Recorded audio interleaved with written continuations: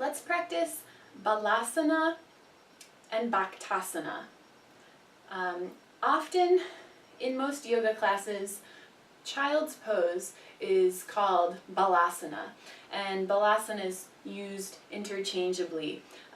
The difference is Balasana, child's pose, is a more rounded, introspective pose, which you'll see in a moment. And Bhaktasana, devotional pose, has the arms outstretched, and it's a little more of a back bend rather than a rounding of the spine.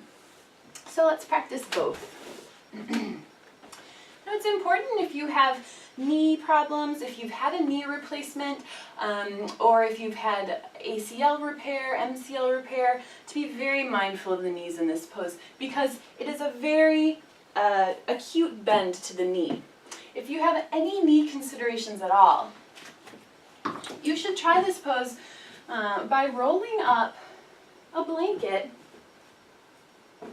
at its on the length, so that it's sort of like a long hot dog, and placing that behind your knees in this pose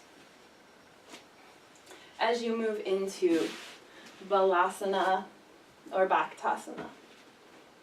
Now if that still causes any discomfort on the knees, and it should not, but if it does, then what's probably more appropriate for you to practice is a variation of child's pose, which we call puppy pose, where instead of sinking the hips back and down, you walk the hands forward, keeping the hips lifted, and let the chest and forehead come toward the floor. Okay. So be mindful of your knees in this posture. To begin, start with hands underneath the shoulders, knees hip wide apart. We'll start with devotional pose, Bhaktasana. From here, inhale, exhale, widen the knees toward the outer edges of the mat and draw the toes together to touch. Inhale, lengthen the spine, and as you exhale, sink the hips back and down onto the heels. From here, inhale, gaze up. Draw the chest forward as much as you can and feel the back bend here. To accentuate, you can even draw the shoulders down and away from the ears and imagine sinking the chest toward the floor. Inhale here, and exhale, walk the palms out. Pause to inhale and accentuate the back bend. Exhale, walk the palms forward just a bit more. And once more, we'll inhale to lengthen the front body long. And exhale, walking palms forward. Allowing the forehead to rest on the floor. Here you can lift the wrists off of the floor, come onto the fingertips, and feel length in the side shoulders, the side rib cage. And exhale, allow the chest, the heart, to sink deeper toward the earth. Walk the fingers a little bit further, and then press the hands into the floor. You can press the palms away from the body to help sink the tailbone toward your heels. Again, if you're finding pain in your knees or your hips here, try the rolled up blanket underneath, behind the knees. So Bhaktasana, devotional pose. It's more active. And you can also relax on an exhale, let the elbows release, let the shoulders round and fall forward.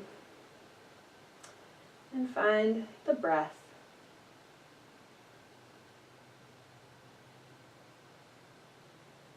We'll inhale, pressing back up to hands and knees.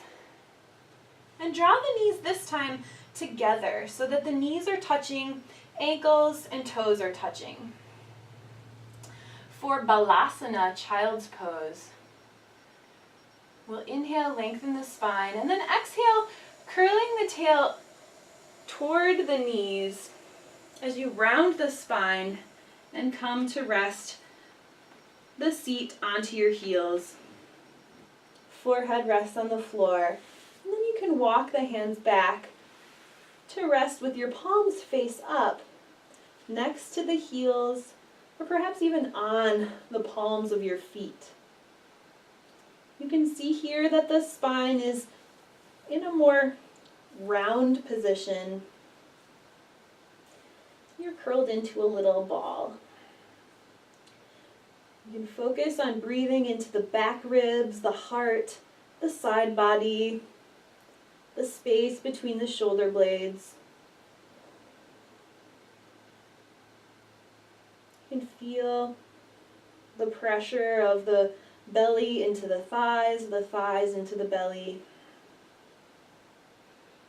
And this pose can also be practiced with the rolled up blanket behind the knees if that is appropriate for your body.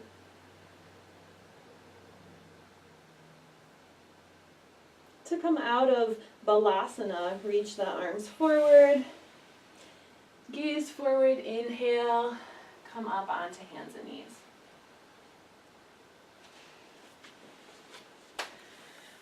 Balasana is child's pose, Bhaktasana is devotional pose. And you'll notice that if you practice yoga with me, I tend to use those terms interchangeably, and a lot of yoga instructors do that as well. So I hope you enjoyed practice.